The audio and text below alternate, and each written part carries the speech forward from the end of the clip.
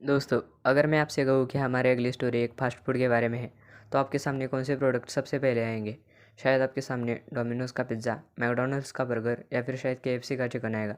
लेकिन मुझे कहते हुए गर्व हो रहा है कि ये एक इंडियन स्टार्टअप है, जिसकी शुरुआत 2 दोस्तों ने मिलकर की थी।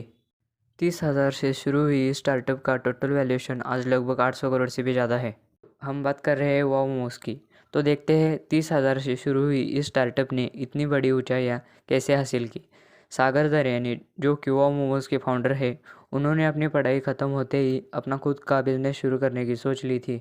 उन्हें सबसे ज़्यादा इंटरेस्ट फूड लाइन में था और उन्होंने बेकरी शुरू करने की सोच ली थी, लेकिन उसके लिए लगने वाला बजट बहुत ही बड़ा था और उतना वो जमा नहीं कर सकते थे। इसलिए उन्होंने कम से कम पैसों में कौन सा बिज़नेस शुरू होता है, ये सर्च करना शुरू कर दिया। इसी टाइम आरपी संजू गोयनका समूह के स्पेंसर कंपनी का हाइपरमार्केट कोलकाता में शुरू हो रहा था। उसी मॉल के सामने दरयानी फैमिली का कपड़ों का दुकान था। उन्हें खबर मिली कि उस मॉल में अधिकारी लोग फास्ट फूड शॉप शुरू करना चाहते थे। सागर को ये बात पता चलते ही उसने मॉल के फूड डिवीज़न हेड से बातचीत की। उसी दौरान वहाँ उसने कुछ अधिकारी लोगों को बोलते हुए सुना कि यहाँ पर मोमोज की शॉप अच्छे से चलेगी। ये बातें सुनकर उसे मोमो आंटी के बारे में याद आ गया, जो उनके स्कूल में मोमोज बेचा करती थी। सागर को यहाँ पर एक अच्छा अवसर दिखाई दिया और यह मौका उसे गंवाना नहीं था। इसलिए सागर ने उन अधिकारियों से झूठ कहा कि वह एक स्कूल में मोमोज की शॉप चलाता है। तो उन्होंने सागर को अगले दिन सैंपल लेकर आने को कहा। सागर ने मोमो आंटी की मदद से सैंपल बना के अधिकारियों को दिखा दिया और वह सबको पसंद आ गया। उन्होंने सागर की शॉप को परमिशन दे दी और यहाँ से शुरू हुई वाओ मोमोज की असली कहानी। उसे उस मॉल में 36 स्क्वायर फीट की शॉप मिल गई। उसने अपने पापा से 30,000 रुपये ले लिए और अपने कॉलेज दोस्त विनोद कुमार होमगई, जो कि मोमोज बनाना जानते थे, उसके साथ शुरुआत की।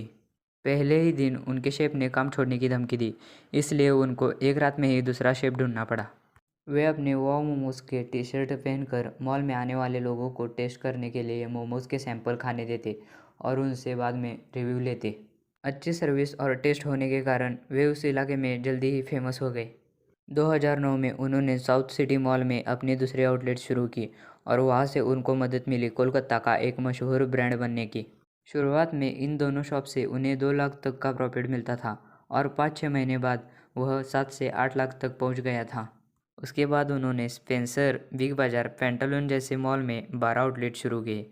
2010 में कोलकाता के आईटी हब के सामने पहला स्टैंड अलोन शॉप शुरू किया और देखते ही देखते वाओ मोमोज पूरे कोलकाता में फैल गई। अब वे होम स्टेट के बाहर विस्तार करने के लिए तैयार थे। 2011 में बेंगलोर के फिनिक्स मार्केट में उन्होंने रेस्टोरेंट शुरू किया और उसके बाद चेन्नई और पुणे में भी उन्होंने आउटलेट शुरू किए। आज लगभग 17 सिटीज़ में उनकी 316 से ज़्यादा रेस्टोरेंट्स हैं और साथ ही 16 वाओ चाइनीज़ फूड रेस्टोरेंट्स का विस्तार भी हुआ है। कंपनी ने 12 साल के बाद क्यूएसआर यानी क्विक सर्विस रेस्टोरेंट में अपना दबदबा बना दिया है, जिनमें लगभग 5 लाख से ज़्यादा मोमोज बिकते हैं। अच्छे और साफ मटेरियल के लिए कंपनी गोदरेज टाइसन फूड और शालीमार हैचरी के साथ काम करती है। सेम साइज़, सेम मटेरियल और स्वच्छता को ध्यान में रखते हुए वे मोमोज को बनाने की प्रक्रिया को ऑटोमेटेड बनाना चाहते हैं। इसलिए वो अपने प्रॉफिट के 1/3 हिस्से को इसमें लगा देते हैं। 7 से 8 रेस्टोरेंट पर क्वालिटी पे ध्यान रखने के लिए उनकी अलग से टीम है।